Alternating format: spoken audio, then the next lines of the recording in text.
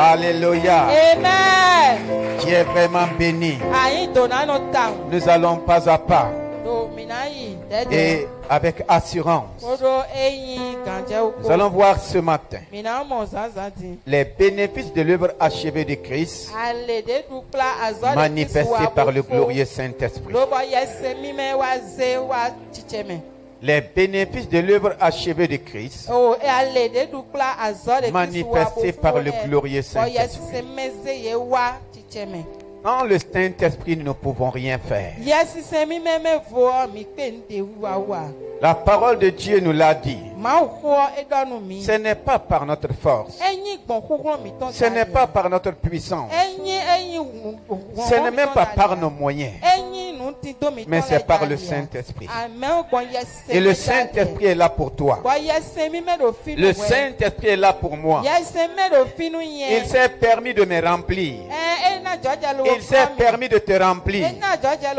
Et il est toujours prêt à remplir toute personne qui n'est pas encore remplie de lui.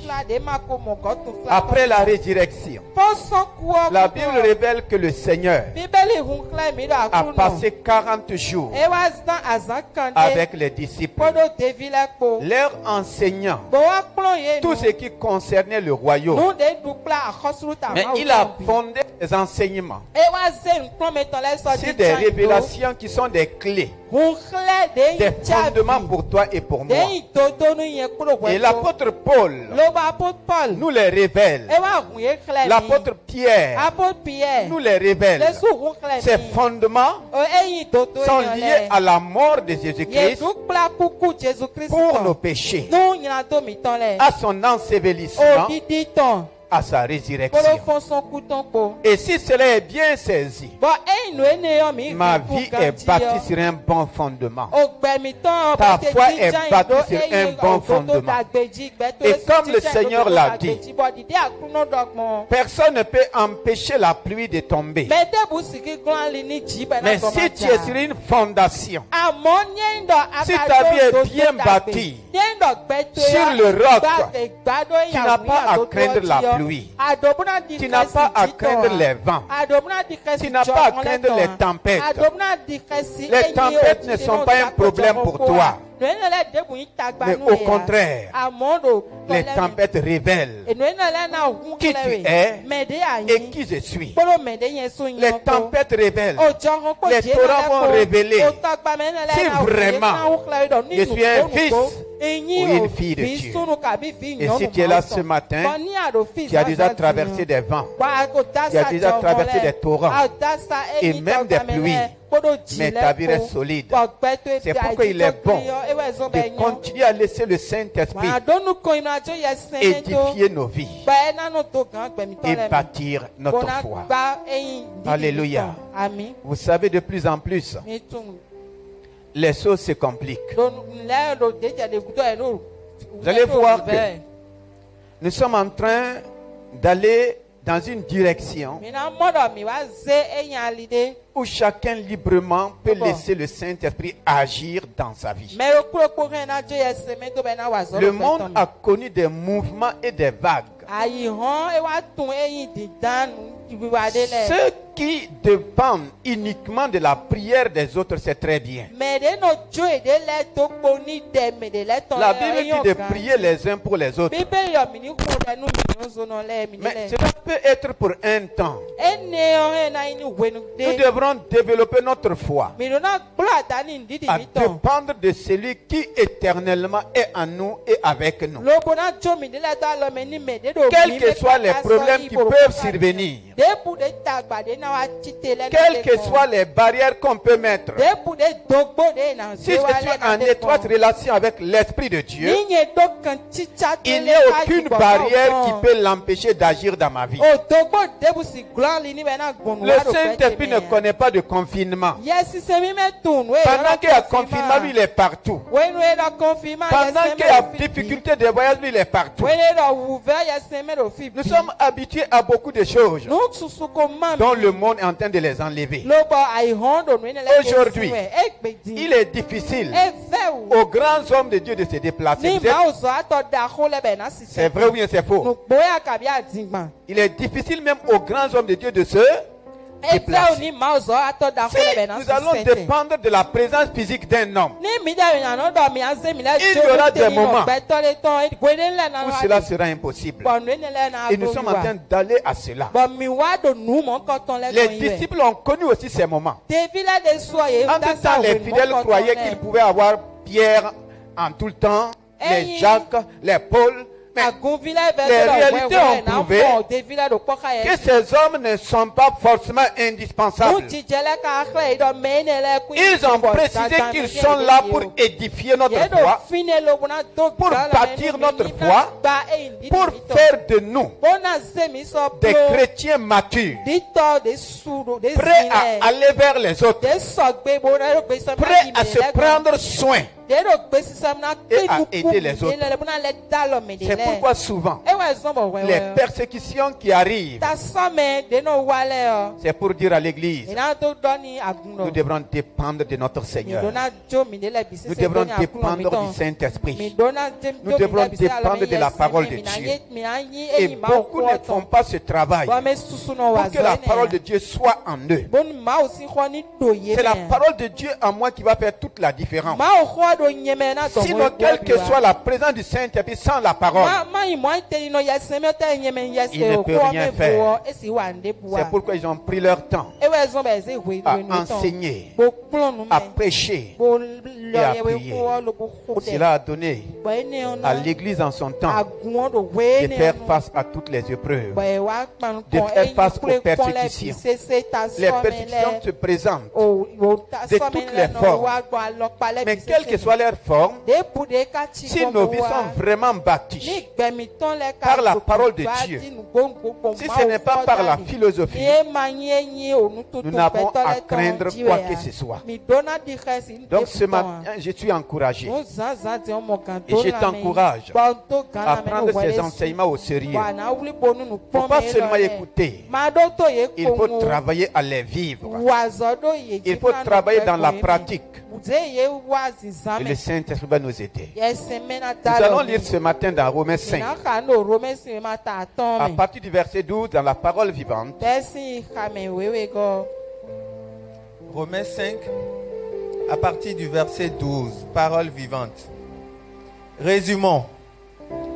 Par un seul homme, Adam, le péché a fait son entrée dans le monde.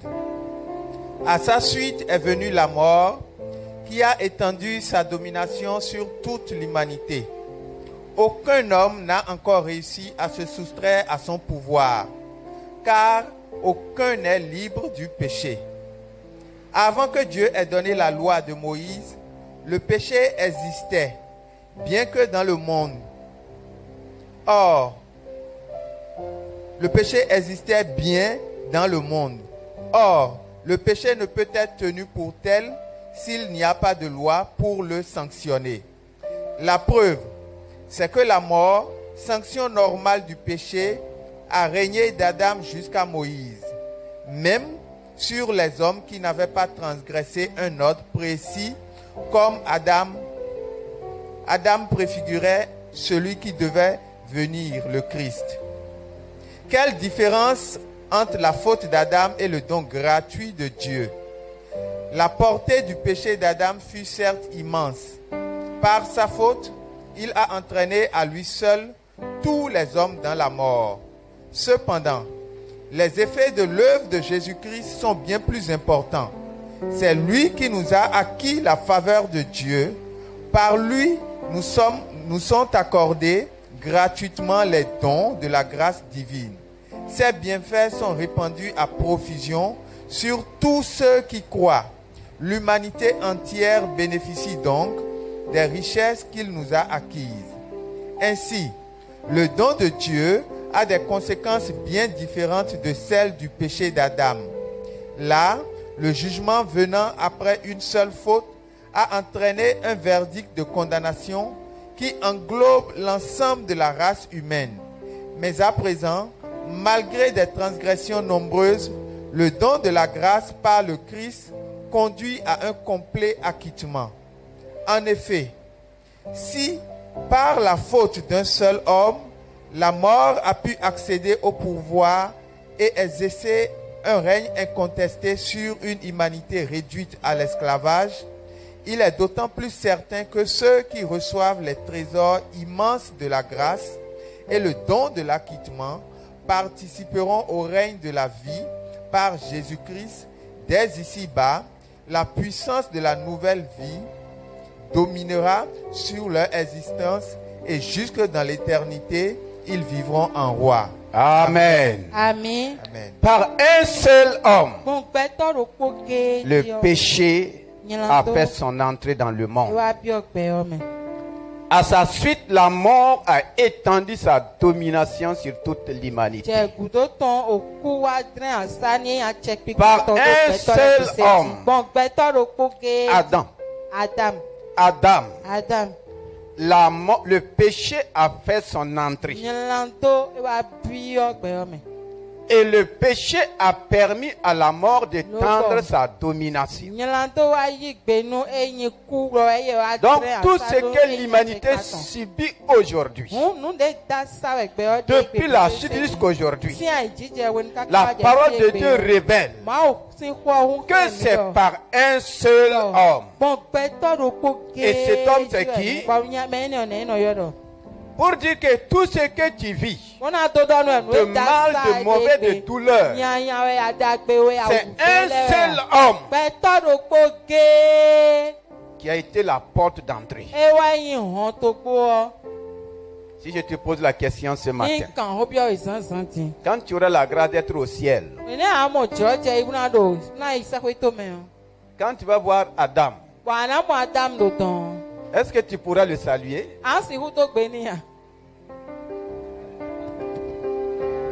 Quelqu'un a dit qu'il va le dépasser. Quand tu vas voir Adam, je te demande encore, est-ce que tu vas vraiment le pardonner?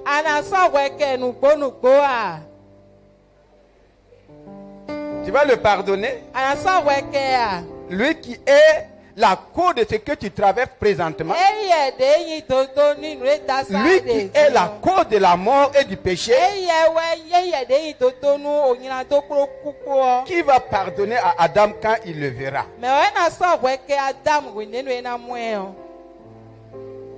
Pardon? Donc il y en a qui ont des manières de regarder. Et leur manière de regarder va te montrer qu'ils ne t'ont pas pardonné. Vous êtes d'accord? Mais je te dis, si déjà tu n'es pas prêt à pardonner Adam, est-ce que tu vas même le voir? Est-ce que tu vas rentrer? Le paradis, c'est pour ceux qui pardonnent. Effectivement.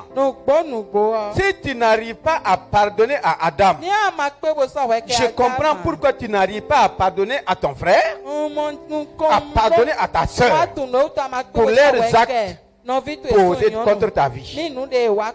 Mais cela a commencé par un homme. On dit que c'est Adam. Ceux qui ne sont pas prêts à pardonner à Adam, c'est pourquoi c'est difficile de pardonner à ton frère. Vous êtes d'accord? Cependant, si tu n'es pas prêt à pardonner à Adam, même sur la terre, tu ne vas pas rentrer. Donc, prépare-toi à pardonner. Toi qui veux partir à côté là, il faut le pardonner. Mais cependant, c'est par lui seul. Souvent, nous accusons les autres. On accuse nos ancêtres. Et aussi, ils n'ont fait que subir ce que le premier homme a permis au péché et à la mort d'affecter la vie de tout le reste. C'est ce que le Seigneur veut te faire comprendre. Il veut me faire comprendre. Ce que je suis en train de subir là, ce que je suis en train de vivre comme mal comme douleur, comme souffrance. Il dit c'est par un seul homme. Et si nous croyons et acceptons que c'est par un seul homme que l'humanité est dans la douleur, dans la souffrance, nous pouvons aussi accepter et croire que la solution de l'humanité puisse venir par un seul. Alléluia. Amen. Donc la solution aussi peut venir par un seul. Et Dieu est juste. Et Dieu reste toujours dans sa justice. Par un seul homme, Adam, le péché est entré dans le monde. Le péché est entré dans ta vie. Le péché c'est qui? Satan est entré. Sa nature est entrée. Ses mauvaises œuvres sont rentrées. Ses fruits ont commencé à se manifester. Et tout ce qui peut créer la mort a commencé à se manifester. Par un seul homme. Ce n'est pas par deux. C'est pourquoi aujourd'hui, tu n'as pas besoin de deux sauveurs. Est-ce que quelqu'un est là ce matin? Par un seul. Aucun homme n'a encore réussi à se soustraire à son pouvoir. Depuis que Adam est tombé, depuis que la chute est arrivée, aucun homme n'est arrivé à se soustraire du pouvoir du péché et du pouvoir de la mort. Aucun homme qui ne peut pas vivre sur la terre et ne pas connaître la mort. Il y a eu des exceptions. Mais ces personnes ne sont plus sur la terre. Maintenant, il dit, quelle différence y a-t-il entre la faute d'Adam? On dit sa portée a été vraiment immense. Immense en mal. Immense en destruction. La Bible dit quelle différence. Donc il y a une différence. Si la faute d'Adam n'a laissé aucun homme indifférent. Si la faute d'Adam a touché toute la race humaine. Maintenant, et l'obéissance de Jésus-Christ. Adam a désobéi. Nous avons tous été affectés. Maintenant, Christ a obéi. Est-ce qu'il ne peut pas y avoir un changement? Christ a obéi après que Adam ait désobéi. Si nous avons participé à la désobéissance de Adam, cependant tu n'étais pas là-bas. Même ton ancêtre n'était pas là-bas. Moi, je n'étais pas là-bas. Aucun d'entre nous n'était là-bas. Mais nous avons participé et nous continuons de participer. Nous continuons de vivre les conséquences de sa désobéissance. Pour sortir de cela, il faut que nous arrivions à faire la différence. Et la Bible dit, quelle différence y a-t-il? Le verset 15. Quelle différence y a-t-il? Quelle différence y a-t-il entre la faute d'Adam et le don gratuit de Dieu? Et le don gratuit de Dieu. Adam a commis une faute lourde. Une trahison lourde. Mais Dieu vient aussi avec un don gratuit. Est-ce que je vais continuer à rester dans la faute d'Adam et continuer à souffrir comme Adam a souffert, ou bien je vais accepter le don gratuit de Dieu? Il y a des choses. Alors nous continuons à croire que c'est Adam qui a fait, qui a chuté, qui a désobéi, continue à subir les conséquences. À côté, on dit qu'il y a le don gratuit de Dieu. Et la différence, c'est quoi? La différence, c'est quoi? La portée du péché d'Adam fut certes immense. Immense.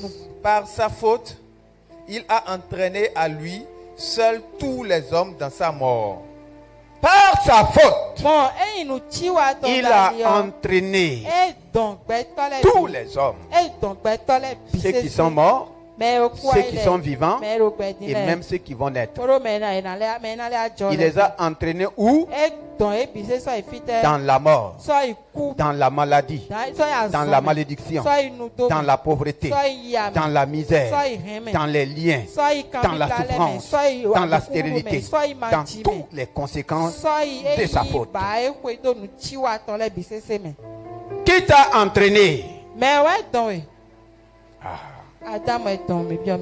Voici un mauvais entraîneur. Alléluia. Amen. Ou bien ce n'est pas écrit que c'est lui qui t'a entraîné. C'est pas lui qui t'a entraîné à mentir. Et quand tu mens, on dirait la vérité. Qui t'a entraîné la ruse? D'être sournois. Qui t'a entraîné? Tu as déjà vu cette école là sur la terre? Il y a une université pour ça. Mais qui a entraîné les gens? Pourtant c'est dans ça que les gens aiment et semblent prospérer. La Bible dit que c'est Adam par sa faute qui a entraîné tous les hommes dans la mort. Il y a quelqu'un qui est passé par l'équipe d'Adam. Et je crois que tu n'es pas toujours dans son équipe. Donc, Adam est un entraîneur. Mais il t'a entraîné pour amener où? À la finale du football, à la finale de la Coupe du Monde? Non. Où? À la mort. Alléluia. Voici un entraîneur de la mort. Toute son équipe, aucun ne peut échapper à la mort. La Bible dit que c'est lui seul qui nous a entraînés. Il a entraîné les présidents. Il a entraîné les rois. Ce que tu appelles dignitaire, autorité. Adam les a entraînés. Et pourquoi tous meurent? Les grands comme les petits. Si tu es homme, la Bible dit que Adam t'a entraîné dans la mort. Donc la portée de sa faute est vraiment immense.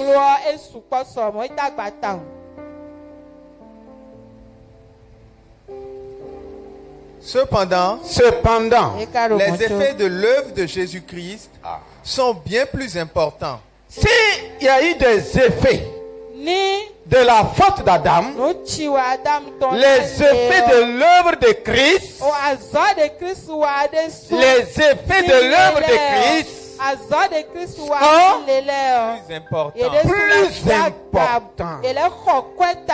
plus important. Et ma joie ce matin, de même que nous avons vu les effets de la faute d'Adam, si nous avons le privilège de venir en Christ, il ne faut pas te faire le mal de ne pas vivre aussi les effets de l'œuvre achevée de Christ. Est-ce que quelqu'un peut dire Amen? Nous avons vu les effets de la désobéissance d'Adam. Et jusqu'aujourd'hui, nous voyons.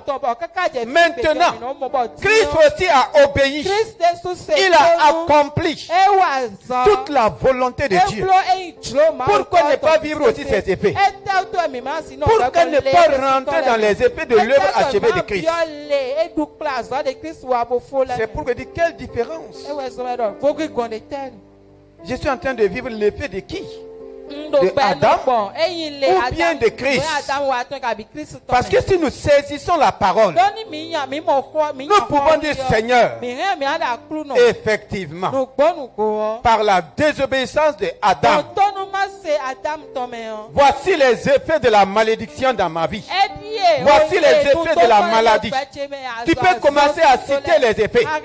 Maintenant que je suis en Jésus-Christ, est-ce que je vais continuer à vivre les effets de la désobéissance d'Adam? C'est là maintenant que va commencer ta foi. Et tu dis Seigneur, merci. Parce que par l'obéissance de Christ, tu me donnes de vivre aussi ses effets. Et on dit que ces effets sont plus importants. Ce sont ces effets que nous allons voir. Et je prophétise maintenant, de même que tu as connu, tu as vécu les effets de la désobéissance d'Adam, le Saint-Esprit t'amène à vivre les effets de l'œuvre de Jésus-Christ, de l'œuvre accomplie et achevée de Jésus-Christ. Nous sommes en Christ pour vivre aussi ces effets. Quand nous sommes nés d'Adam, nous n'avons pas empêché les effets de la désobéissance d'affecter nos vies, d'affecter nos corps, d'affecter notre âme, d'affecter tout notre être. Aujourd'hui que nous sommes en Christ, il faut que les effets de l'œuvre de Jésus-Christ affectent nos vies. C'est ce à quoi tu dois commencer à bénir le Seigneur. Tu dois dire merci au Seigneur. J'ai reconnu, j'ai traversé les effets magnifiques, les effets destructeurs de la désobéissance d'Adam. Maintenant que je suis en Christ, oh Seigneur, fais-moi vivre maintenant de façon réelle, de façon manifeste, les effets de l'œuvre achevée de Christ, les effets de l'œuvre achevée de Christ, les effets de l'œuvre achevée de Christ. Merci pour cette grâce. Merci pour ces privilèges. Dans le nom de Jésus-Christ. Alléluia. C'est lui qui nous a acquis la faveur de Dieu. Par lui, nous sont accordés gratuitement les dons de la grâce divine. Alléluia. Amen. Ici, ce n'est plus des effets qui détruisent. Par l'œuvre achevée de Christ, le Seigneur dit, par lui, qu'est-ce que nous avons reçu? Nous avons reçu gratuitement. Ce n'est pas à prix d'argent. Mais ça demande ma foi. Ça demande ta foi. D'abord à cette parole que tu entends. Par l'obéissance de Christ, lui, il nous a donné des dons de la grâce. Donc les effets des dons de la grâce doivent se manifester dans ma vie. Les dons de la grâce, c'est quoi? C'est le don de la vie éternelle. Parce que nous étions condamnés à la mort éternelle. Nous étions tous des condamnés à mort. Alléluia. Amen. Tous ceux qui sont issus de la race Adam sont condamnés à la mort.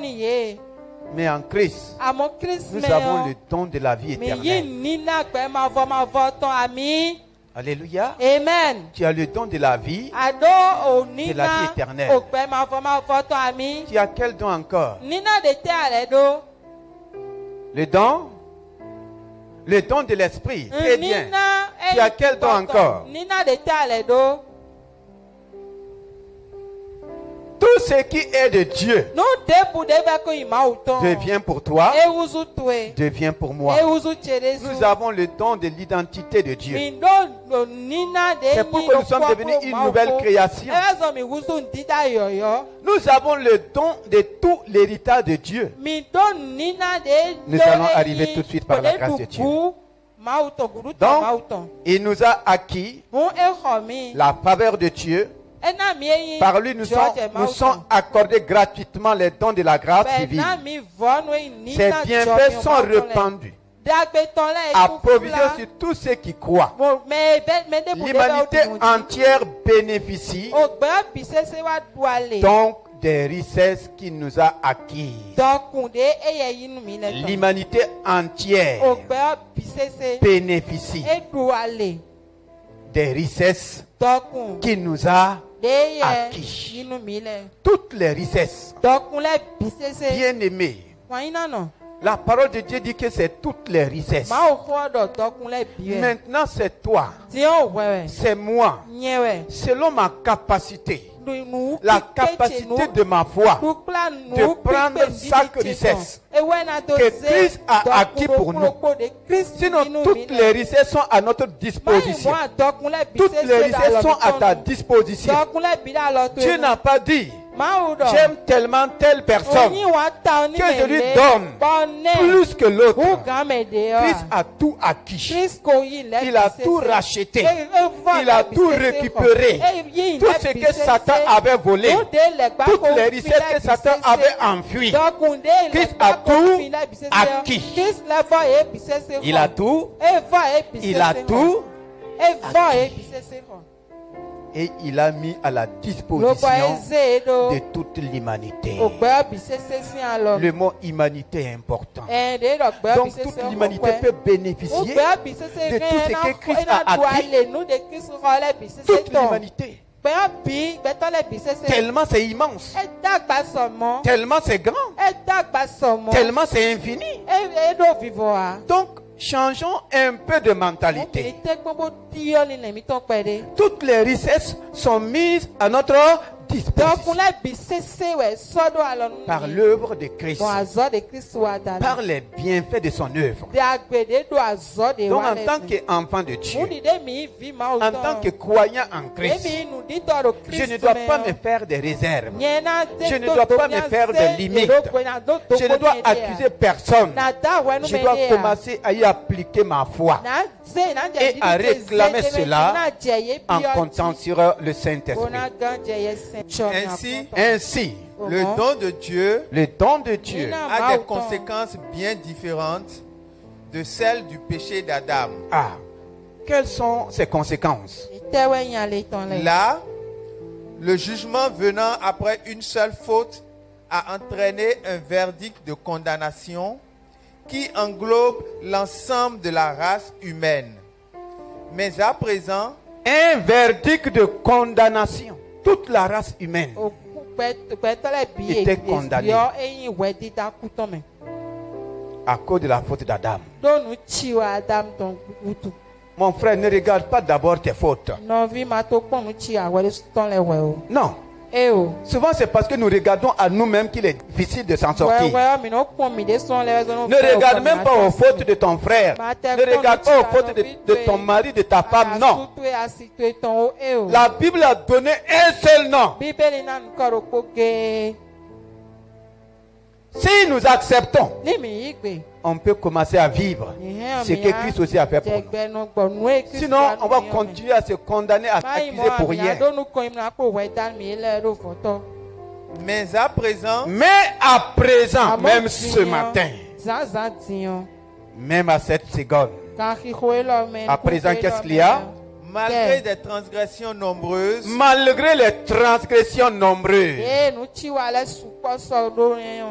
le don de la grâce, par le Christ, conduit à un complet acquittement. Dis à quelqu'un qui est complètement acquitté. Par le don de la grâce, tu es complètement acquitté. Acquitté de quoi? Acquitté des effets de la désobéissance d'Adam. Acquitté des conséquences de sa désobéissance. Par le don de la grâce manifesté par Jésus-Christ, il nous a conduit à un complet acquittement. Dis à quelqu'un, change de mentalité. Tu es complètement acquitté. Je suis complètement acquitté. À moins que je refuse. Si tu refuses la parole, quel est cet homme qui peut t'aider?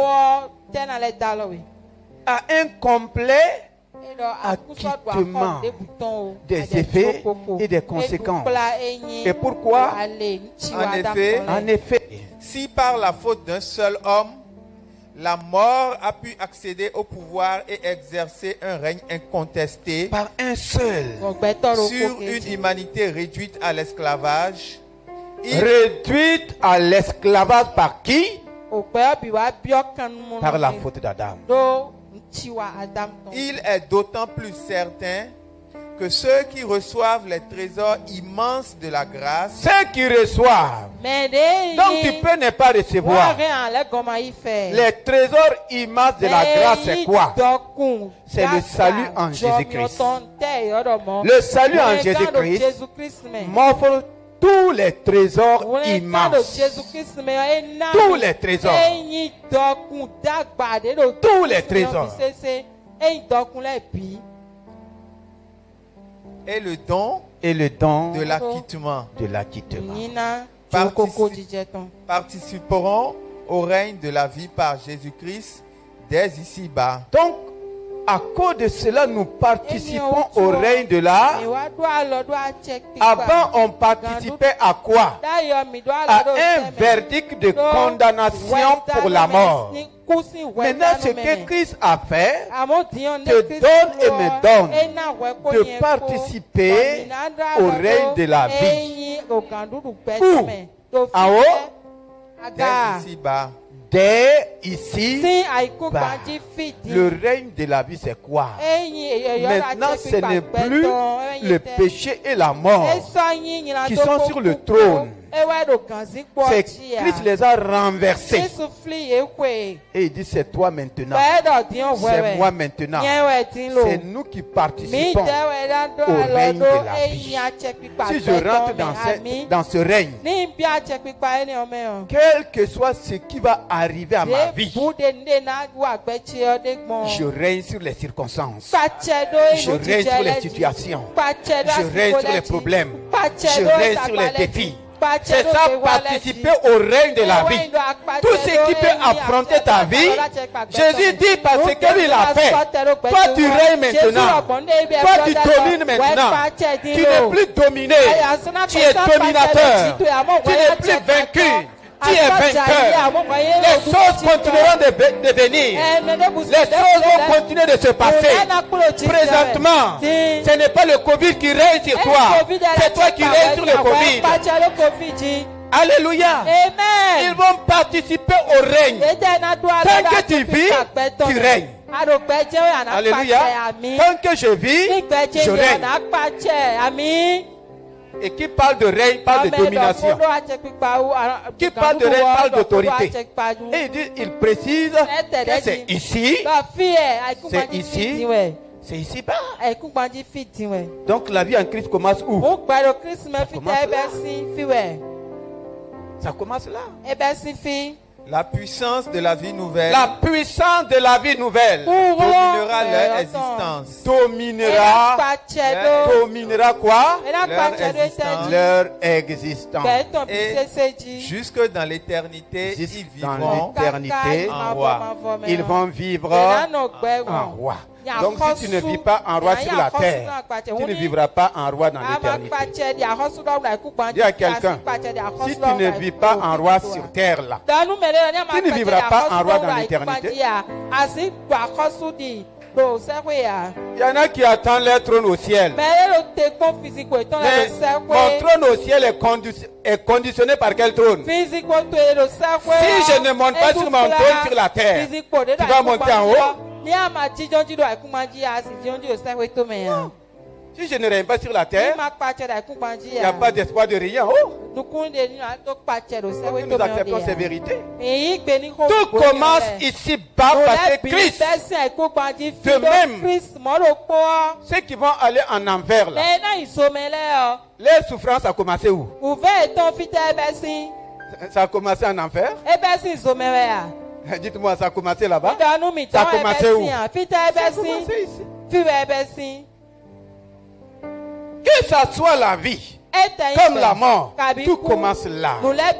Si tu dis que tu as reçu Christ comme ton Seigneur et Sauveur, tu ne rentres pas dans ce qu'il a fait, dans les richesses et les trésors de l'œuvre qu'il a achevé. Tu peux manquer beaucoup de choses. Tu commences par là. Tu dois comprendre cela. Je dois comprendre et faire tout pour ne pas manquer mon règne. Le règne dont il est question, ce n'est pas le trône de la présidence. Dieu peut te faire grâce de t'asseoir sur le trône de la présidence. Ce n'est pas le trône du chef de quartier. Dieu peut aussi te faire grâce.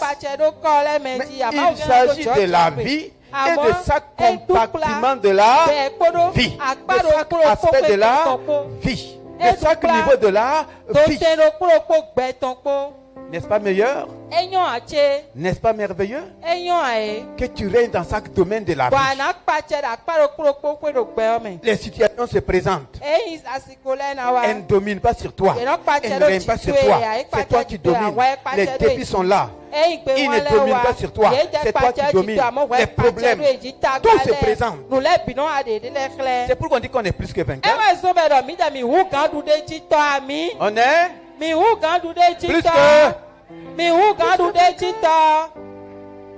plus que vainqueur. Nous allons aller rapidement pour terminer. On est obligé d'aller dans Romains 8. Donc quand nous regardons tout cela,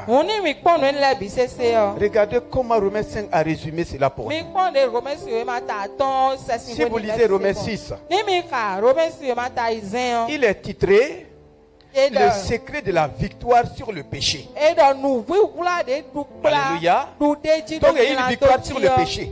Et le secret de la victoire sur le péché, c'est le secret de la victoire sur Satan et toute sa nature. Et Romains 7 maintenant nous dit que nous sommes dégagés de la loi du péché et de la mort. Romains 8 commence. Il n'y a plus. Il n'y a plus. Mais maintenant, il n'y a plus de condamnation. Il n'y a plus de condamnation pour ceux qui appartiennent à Jésus-Christ. Il n'y a plus de condamnation pour ceux qui appartiennent à Jésus-Christ. Si nous sommes unis à lui, unis à lui. Quelle union? Unis à sa mort, unis à son ensevelissement, unis à sa résurrection, unis à son enlèvement, unis à sa glorification. Si nous sommes unis, si nous sommes devenus un avec lui, si tu acceptes que tu es devenu un avec lui, comme tu étais un avec Adam, sans le voir, qui connaît le visage de Adam? Qui sait s'il était noir ou blanc? Tu as vu Adam? Mais à cause de sa désobéissance, tu étais un avec lui. Tu as vécu toutes ses souffrances. Maintenant, si nous sommes unis à Christ, si nous avons quitté Adam et accepté notre union avec Christ, qu'est-ce qui va se passer? Nous n'avons donc à redouter aucune sentence contraire. Nous n'avons donc à redouter aucune sentence contraire. Il y a quelqu'un qui n'a pas à redouter aucune sentence. Satan ne peut plus te condamner. Ce que tu crois là, tout cela c'est fini. Aucune sentence contraire. Car nous vivons à présent. Nous vivons dans le futur. Vivons. On vivait. Nous vivons à présent. La vie en Christ, c'est une vie de présent qui évolue dans le futur. On dit les anciennes se sont. C'est une vie de présent qui continue dans le futur. Nous vivons à présent. Quelle vie? Sous un nouveau régime. Sous un nouveau régime. Celui du Saint-Esprit. Celui du Saint-Esprit. Alléluia. Amen. Voici. Pourquoi dans le chapitre 5 on n'a pas parlé du Saint-Esprit? Pourquoi dans le chapitre 6 on n'a pas parlé du Saint-Esprit? On a parlé de Christ. On a parlé de sa mort, de son ensevelissement, de sa résurrection. Maintenant, la fin du chapitre 7 commence à faire sortir le Saint-Esprit. Et le chapitre 8 maintenant dit, pour tout ce qu'il a fait là, nous conduit dans un nouveau régime. Tu ne peux pas être dans un régime et ne pas vivre les conséquences du régime. Si tu es dans une nation, tu vis les conséquences du régime en place. Quelqu'un est là? Si nous sommes dans le royaume des cieux, nous devons vivre aussi les conséquences du régime du royaume des cieux. Maintenant, nous sommes dans un nouveau. On n'est plus dans le régime d'Adam. Il y a quelqu'un qui n'est plus dans le régime d'Adam. Il y a un régime nouveau. Alléluia. Amen. Ce n'est pas le 5e régime, non. C'est un régime nouveau. Et qui est le maître de ce régime? Celui du Saint-Esprit. C'est lui. C'est lui de qui? Donc, je suis dans le régime de qui? C'est pourquoi c'est lui maintenant qui peut manifester de façon réelle, de façon véritable, tout ce que Christ a fait. Donc moi je n'étais pas là-bas. Ce que Adam a fait là. Donc toi tu n'étais pas là-bas. Satan a permis à ces esprits méchants, à ces démons, de les manifester en chacun de nous. Ou bien c'est ce qui se passe dans le naturel. Tu n'étais pas là-bas. Mais à cause de sa désobéissance, ça a permis à Satan de rentrer. Et il a établi son régime. Le régime des démons, le régime des esprits méchants, le régime de la mort, le régime de la maladie, le régime de la malédiction. Il y a tous ces ministères dans le régime du diable. Maintenant que le Saint-Esprit a mis son régime en place. Toi, tu fais partie de quel régime? C'est quel régime? Le régime nouveau du Saint-Esprit. Écoutez ce qu'il va faire. Cet esprit nous donne la vie. Nous donne quoi? Adam nous avait donné quoi? Le régime du Saint-Esprit me donne quoi? La vie. Quelle vie? La vie qui était dans le Christ Jésus. La vie qui était dans le Christ est donnée par qui? Par le Saint-Esprit. Qui manifeste cette vie? Le Saint-Esprit. Il ne peut pas être au dehors et la manifester. C'est pourquoi il va venir en toi, il va venir en moi. Et nous introduit dans la communion avec lui. Il nous introduit dans la communion avec lui. Qui a écrit ce chapitre? C'est qui? C'est l'apôtre Paul.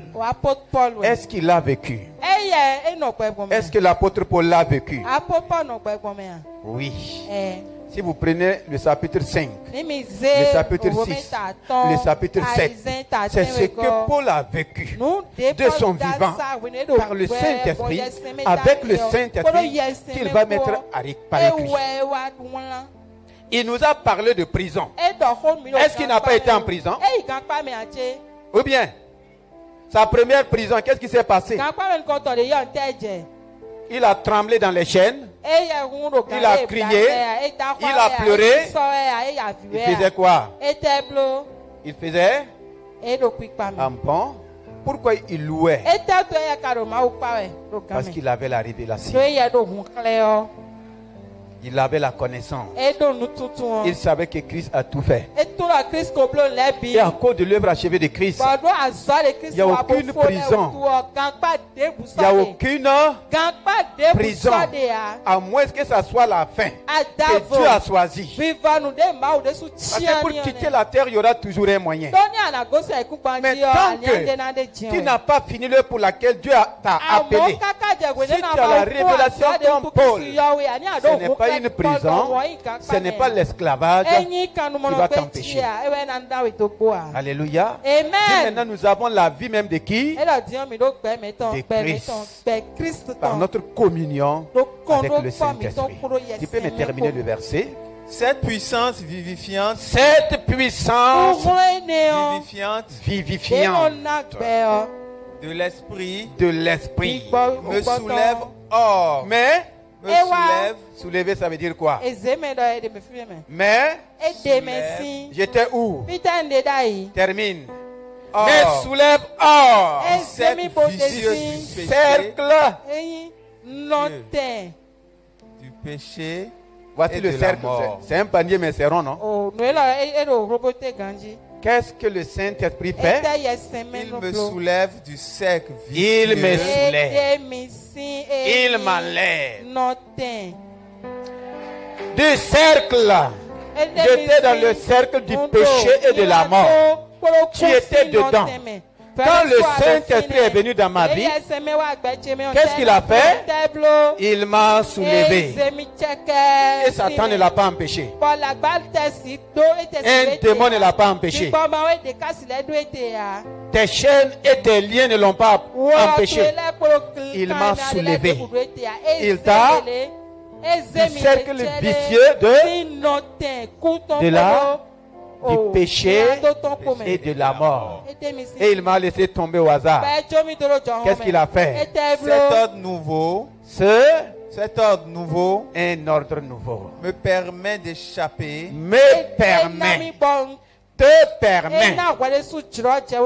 d'échapper au régime du mal, d'échapper maintenant au régime du mal qui me menait à la ruine, qui nous menait à la ruine. Dis à quelqu'un, tu ne seras plus jamais ruiné. Le Saint-Esprit t'a fait sortir des ruines. Dis-lui même si ta vie était ruinée, c'est lui qui t'a fait sortir des ruines là. Il est le réparateur des ruines. Il est le réparateur des vies ruinées. Des vies en ruine. S'il a pu me faire sortir, il peut réparer les ruines. Il peut réparer tes ruines, les ruines de tout genre. Oh, est-ce que tu vas le bénir ce matin? Parce qu'il t'a fait sortir des ruines. Et il répare les ruines dans ma vie. Il répare les ruines dans ta vie. Oh, dis-lui merci. Dis merci au Seigneur. Dis-lui merci. Ce n'est pas seulement les ruines. Qu'est-ce que le Saint-Esprit fait? En effet, dans le verset 10 d'abord. Si par contre, le Christ vit en vous, par son esprit, vous êtes devenus des hommes nouveaux. Des hommes nouveaux. Votre corps a beau rester mortel à cause du péché. Vous êtes votre homme intérieur, votre être intérieur est vivifié. Votre être intérieur est vivifié. Donc maintenant, il y a une vie qui jaillit de mon être intérieur. À moi, c'est la vie qui jaillit, vivifiée. Donc, il y a une machine de vie en moi.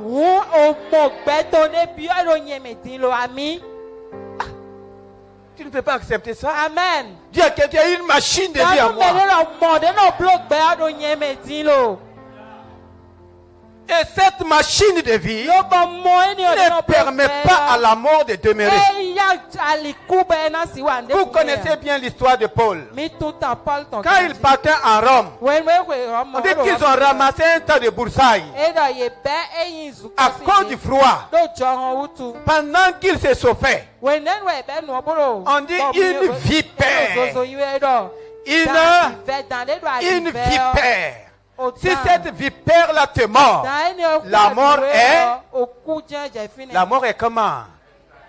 Instantanée. C'est Paul qui nous écrit. Je peux croire à cet homme parce qu'il a vécu ce qu'il a écrit. Tu peux ne pas me croire, mais au moins ce ne sont pas mes paroles. Paul a vécu ce qu'il nous a enseigné. Une vipère. Et ceux qui étaient avec lui, qu'est-ce qu'ils ont dit? Ils ont dit vraiment, Dieu a vraiment laissé cet homme-là. Il n'est pas mort dans la mer. Mais la mort l'a poursuivi. Pour faire quoi? Mais qu'est-ce qui s'est passé? Qu'est-ce qui s'est passé? C'est dans Acte 28. On dit qu'il a simplement remué le serpent, la vipère où. Et ceux qui étaient autour de lui, qu'est-ce qu'ils attendaient? Ils attendaient voir Paul gonfler et mourir. Mais rien. Et ils ont changé de pensée. Ils ont dit cet homme doit être quoi? Un Dieu. Cet homme doit être quoi? Un Dieu. Est-ce qu'ils ont menti? Même s'il n'est pas Dieu, il y a la vie de Dieu qui coule de l'intérieur de lui. Il y a une machine de vie. Ils ont dit cet homme doit être un Dieu. Pourquoi? Il y a une vie qui jaillit. Il y a une vie. Il y a un esprit vivifiant. On dit vipère. La vipère a injecté sa vie. Mais de l'intérieur, il y a la vie du Père qui sort. Le monde envoie un vipère. Moi j'ai la vie du Père. Alléluia. Alléluia. Amen. Que les vipères qu'on envoie contre ta vie soient secouées dans le feu du Saint-Esprit. Que les vipères soient secouées dans le feu du Saint-Esprit. Que leur poison rencontre la vie du Père. Tu as une vie de Père. La vie du Père est en toi. Les vipères du dehors ne peuvent rien. J'ai dit les poisons du dehors ne peuvent rien. On t'a envoyé un poison. Accepte, il y a une vie vivifiante. Il y a une vie qui jaillit de toi. La mort du dehors ne peut pas rentrer. Le poison n'a pas son effet. La malédiction n'a pas son effet. Cette vie vivifiante remet au dehors la maladie, remet au dehors les infirmités. Est-ce que tu peux te tenir debout et bénir le Père? Oh, quelle grâce! Oh, dis merci au Seigneur. C'est maintenant le moment de prier. Tous les versets qui restent, c'est des versets pour prier. Oh, dis merci au Seigneur. Dis merci au Seigneur. Parce qu'il y a une machine de vie en toi. Dieu n'est pas une machine. Mais la vie qu'il produit en moi jaillit. C'est une vie vivifiante qui donne vie à chaque membre, qui donne vie à mon corps, qui donne vie à mon âme, vie à chaque organe. Vie à ma famille, vie à mes affaires, vie à tout ce que Dieu me donne. La vie coule de moi, la vie jaillit de moi. Oh, je suis content parce que le Saint-Esprit vivifie ma vie. La vipère est dangereuse plus que le sorcier. Mais la vie en toi.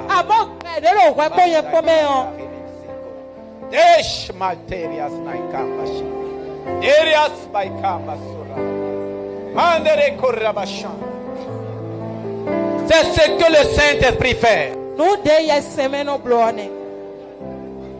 Pendant que tu pries, nous lisons le verset 26 et nous continuons dans la prière. Le verset 26. Ce même esprit, le même esprit, nourrit notre espérance, nous nourrit d'espérance, nous soutient et nous soutient. Il nous prend en charge. Il nous prend en charge. Il nous soutient. Et nous prend en charge. Tu vas bénir le Saint-Esprit parce qu'il te nourrit d'espérance. Le Saint-Esprit ne te nourrit pas de peur, ni de trouble, ni d'espérance. Il te dit, tant que tu vis, il y a de l'espérance, il y a de l'espoir. Il y a l'espoir pour réussir, il y a l'espoir pour se marier, il y a l'espérance pour le changement. Dis-lui merci. Il te soutient et il prend soin de toi.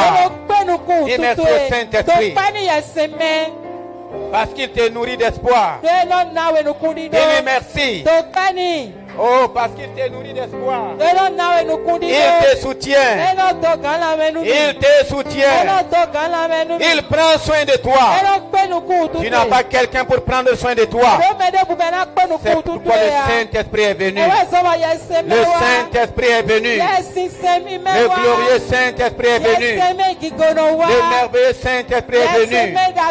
Le verset 17.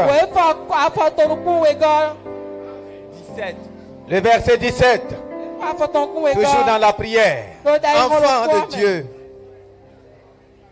Mais alors, enfant de Dieu, mais alors nous sommes fait aussi de nous ses enfants de Dieu. héritiers.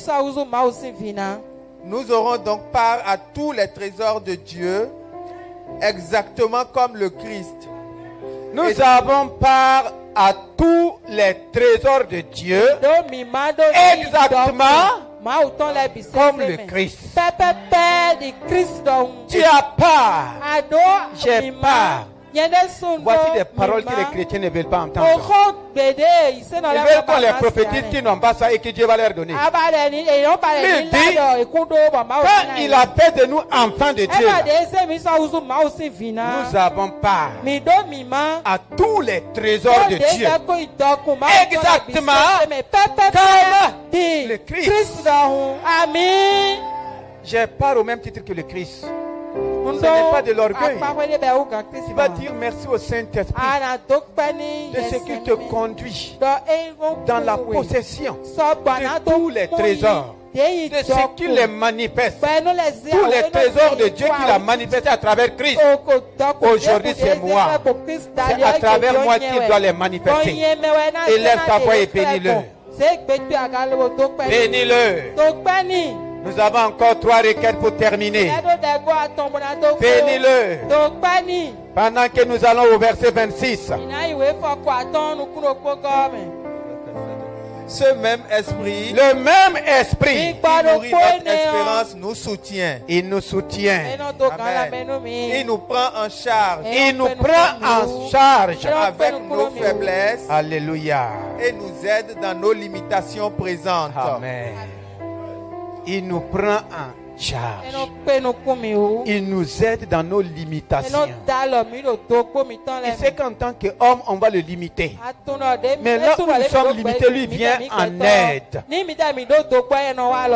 Là où tu te sens faible, lui vient avec sa force.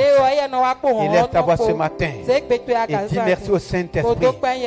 Parce que dans tes limitations, lui, il étend tes limites.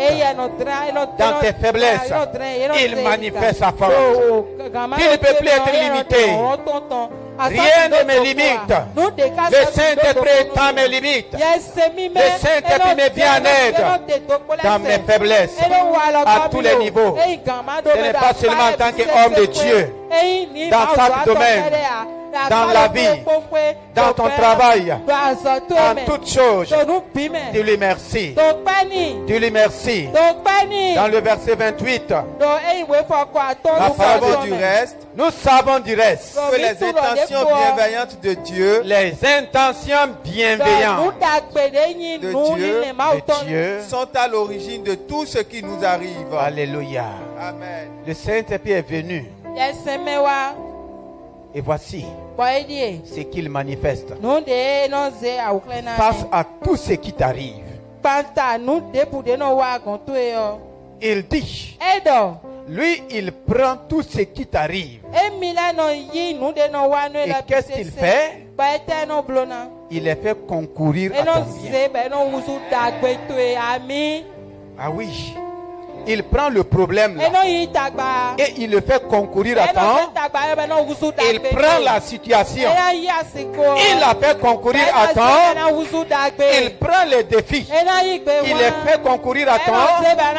Est-ce que tu peux lui dire merci? Il y a des choses qui sont même présentes. Dis merci au Seigneur parce qu'il les fait concourir à ton bien. Ils ne vont pas te détruire. Ces choses ne vont pas te honir. Ça ne va pas te ruiner. Ça te ruinait quand le Saint-Esprit n'était pas là. Maintenant qu'il est là, il dit qu'il va les faire concourir. Il va les faire concourir. Tu es accusé au service. On a menti sur toi. Le Saint-Esprit va les faire concourir à ton bien. Oui, on est en train de te faire injustice. Il va les faire concourir à ton bien. Dis merci au Saint-Esprit. C'est lui qui les manifeste. C'est lui qui les manifeste. Le verset 31. Que dire de plus? Que dire de plus? Si Dieu se place ainsi de notre côté, si Dieu se place ainsi de mon côté, qui peut tenir contre nous? Qui peut tenir contre moi? Alléluia. Le Saint-Esprit est venu se placer de moi. Dis-moi qui peut tenir. Est-ce que le tombeau a tenu? Est-ce que la mort a tenu? Est-ce que l'enfer a tenu? Le diable a tenu? On dit, s'il vient se placer de mon côté, s'il est avec moi, qui peut tenir? Dis-moi qui peut tenir. Est-ce qu'il est de ton côté? Maman, est-ce qu'il se place de ton côté? Qui peut tenir? Est-ce que tu acceptes ces paroles? Quel sorcier peut tenir? Quel démon peut tenir? Dis merci au Saint-Esprit parce qu'il est de mon côté.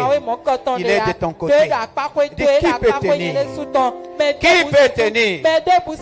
Qui peut tenir au Saint-Esprit? Qui peut le résister?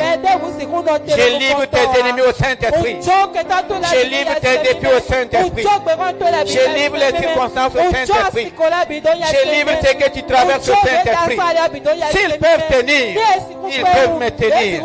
Mais s'ils ne peuvent pas tenir au Seigneur, ils ne peuvent pas me tenir. Au Saint-Esprit, je te bénis. Je te bénis. C'est ce que tu manifestes dans ma vie. Le verset 37.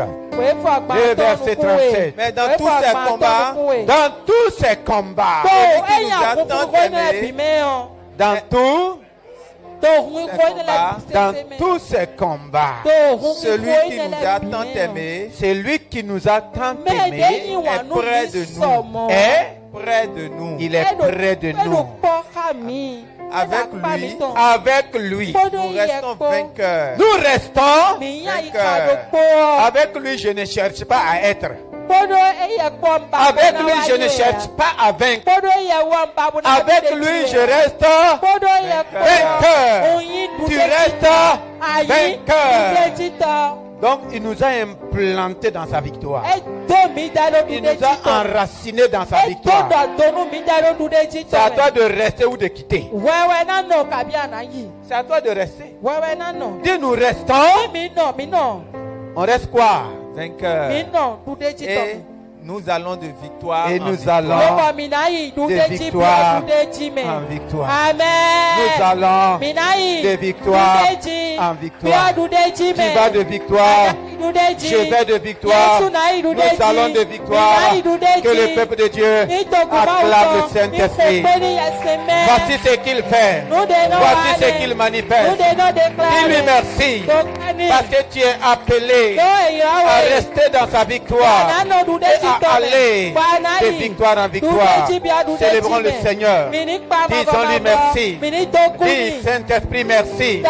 Parce que par l'œuvre achevée de Christ, tu me fais aller, tu me fais demeurer dans la victoire et de marcher de victoire en victoire. De victoire en victoire. Oh merci Saint-Esprit.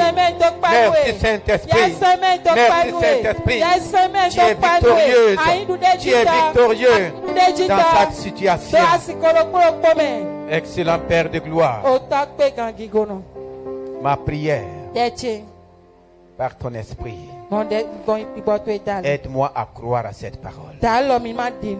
Aide ton peuple à croire à cette parole. Aide ton peuple à accepter cette parole. Tu es déjà prêt à manifester chaque chose. Tu attends ma foi. Tu attends la foi de ton fils, la foi de ta fille, pour tout manifester dans nos vies. Tu as tout fait. Tu as tout accompli.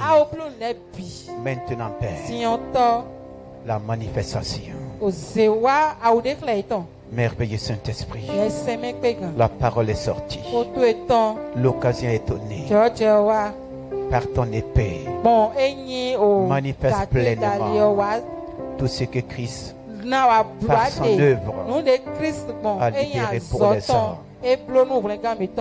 Tous ceux qui vont entendre cette parole manifeste l'effet bienfaisant de ton œuvre. À toi la gloire. Pour la guérison qui te libère ce matin. À toi la gloire. Pour la bénédiction libérée ce matin. À toi la gloire.